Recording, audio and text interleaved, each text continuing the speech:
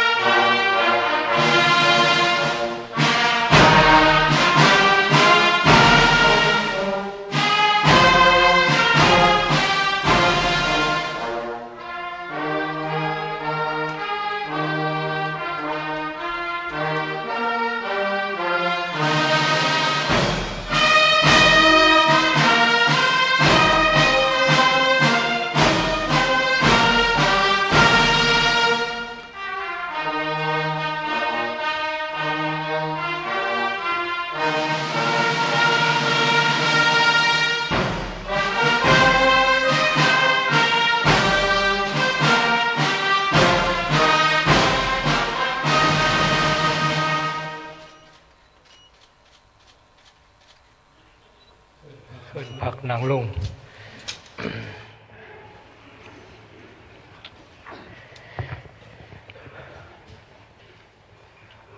ขอเฮียนท่านทองรุ่นศรีสุริตเลขาธิการใหญ่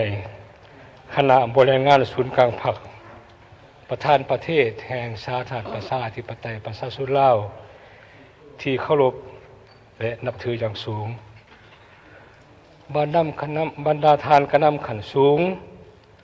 อดีตกระนำขันสูงของพรรคและรัฐที่นับถือทานนายกรัฐมนตรีบรรดาทานห้องนายกรัฐมนตรี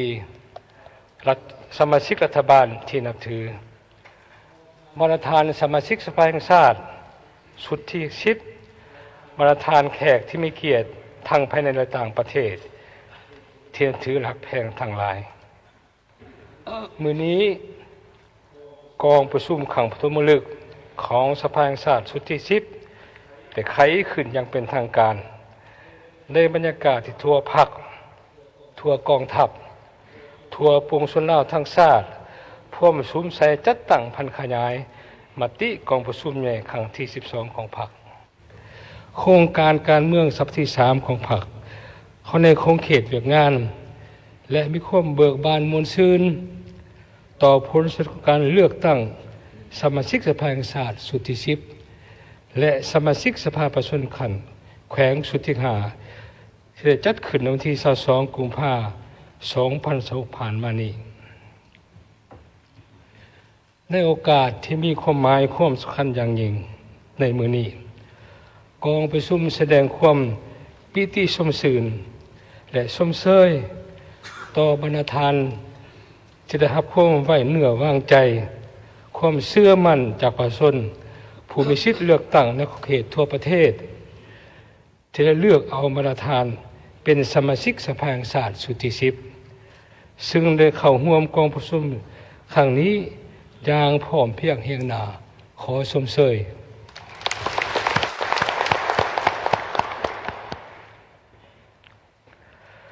กองประชุมขอแสดงความชมเชยมายังทานทองรุ่นศรีสุริตเลขาธิการใหญ่คณะบริหารงานศูนย์กลางพรรค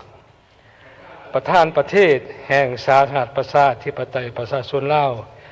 ใช้เกียรติเข้าร่วมกองประชุมดังนี้อย่างสุดอกสุดใจ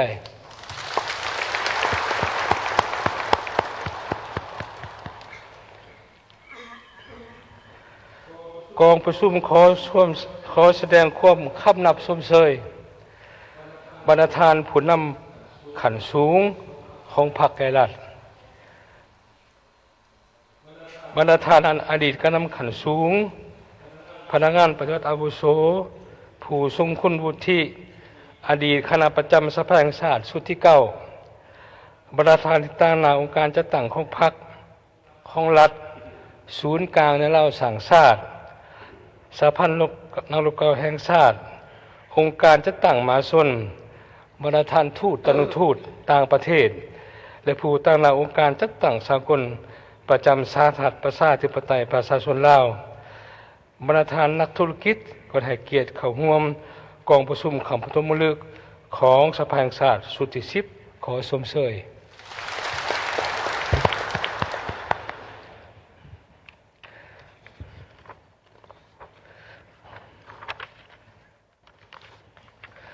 บรรดาทานเทียมถือหักแพงทั้งหลายการเลือกตั้งสมาชิกสภาแห่งชาติสุดที่10และสมาชิกสภาผู้แทนขันธ์แขวงสุทธิขาในวันที่2กุมภาพันธ์2016ที่ผ่านมานั้นได้ดำเนินโดยบรรยากาศฟุดฟื้นและได้รับความสำเร็จอย่างจบงามทุกประการเลือกตั้งได้สมาชิกสภาแห่งชาติสุดที่10จำนวน175ทานยิ่ง52ทานเท่ากับ29.71% ของจำนวนสมาชิกสภาแห่งชาติทั้งหมดผลสำเร็จการเลือกตั้งครั้งนี้ได้แสดงถึงความรับผิดชอบสูงของการจัดตั้งทุกขั้นแสดงให้เห็นสติตื่นตัวทางด้านการเมืองและการเสริมขยายสิทธิประชาธิปไตยในการปฏิบัติสิทธิและพันธะพื้นฐานของพลเมืองแสดงถึงความสามัคคีเป็นปึกแผ่นภายใต้การนำพาของพรรคและยั่งยืนทั้งความไว้วางใจความเชื่อมั่นของประชาชนต่อการนำพาของพรรคการติดตามกฎกาที่เคร่งครัดของสภาแห่งชาติ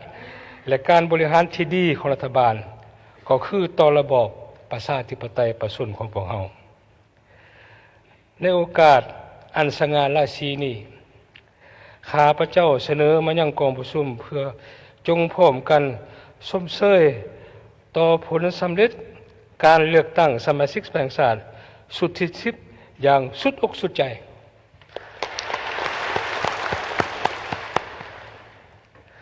บรรดาทานผู้แทนแขกที่มีเกียรติเพื่อนมิตรหักเทียงแพงทั้งหลายระยะ5 ปีที่ผ่านมาภายใต้การนำพาของพรรคทั่วพรรคทั่วรัฐทั่วกำลังประกอบอาวุธและทั่วปวงชนชาวทั้งชาติมาแล้วแต่พร้อมกันผันขยายและจัดตั้งปฏิบัติมติกองประชุมใหญ่ครั้งที่11ของพรรคแผนพัฒนาสังคม5 ปีครั้งที่9ซึ่งสามารถยังได้ผลสำเร็จอันสำคัญเป็นพื้นฐานในหลายด้านเป็นต้นเสถียรภาพทางด้านการเมืองมีความหนักแน่นอำนาจอธิปไตยและพื้นแผ่นดินครบถ้วนของประเทศชาติและการปกปักษาไว้อย่างมั่นคงสังคมมีความสงบและปลอดภัยและมีความเป็นเรียบร้อยโดยพื้นฐานกงจักการจะตั้งขันศูนย์กลางในท้องถิ่นและการปรับปรุงให้กระทันรัดโรงเรียนและนะครับมีมากมีผลแน่ใช้คุ้มครองรัฐคุ้มครองเศรษฐกิจสังคมของประเทศเฮาด้วยกฎหมายให้นับมือนับมีประสิทธิผลยิ่งขึ้นเศรษฐกิจแห่งชาติได้ขยายตัวอย่างต่อเนื่องคงเขตวัฒนธรรมสังคมและการขยายตัวอย่างหอบด้านขึ้นตื่ม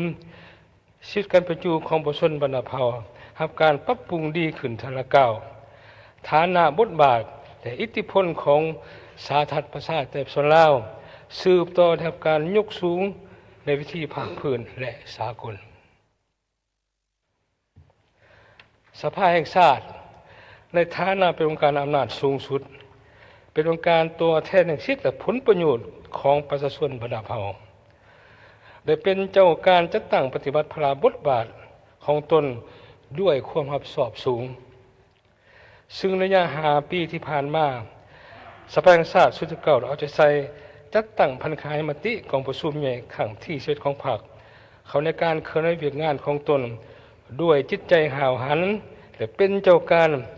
เสด็จกมูก็เป็นการปรับปรุงรัฐธรรมนูญฉบับปี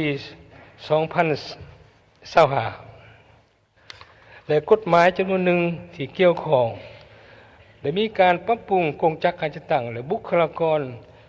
สภาแห่งชาติสุดที่10สำเร็จโดยพื้นฐานแต่เป็นเจ้าการปฏิบัติบทบาทนิติบัญญัติและการตกลงปัญหาสำคัญของชาติและการติดตามกฎกาอย่างมีประสิทธิผลเฮ็ดให้สภาแห่งชาติชุดที่9สามารถสำเร็จหน้าที่การเมืองที่พรรครัฐและประชาชนมอบหมายให้เป็นอย่างดี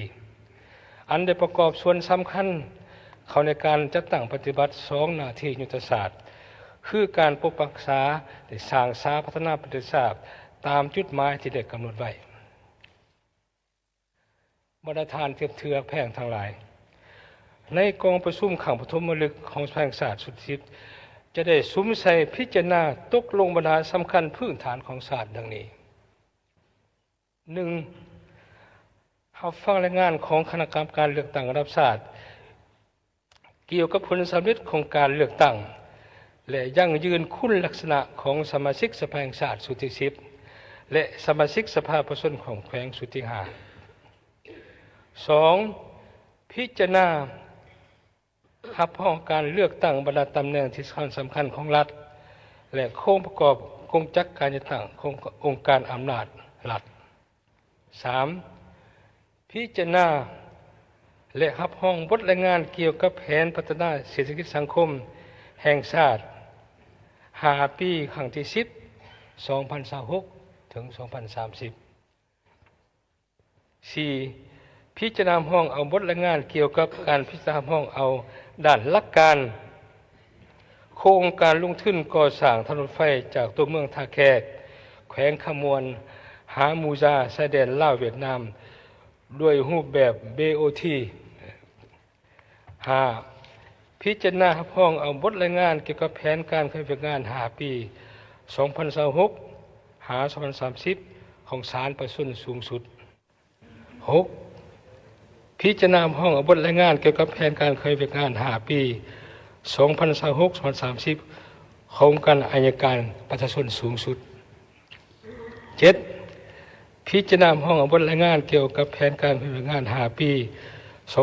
2026 ถึง 2030 โครงการกวดกาแห่งรัฐ 8. พิจารณา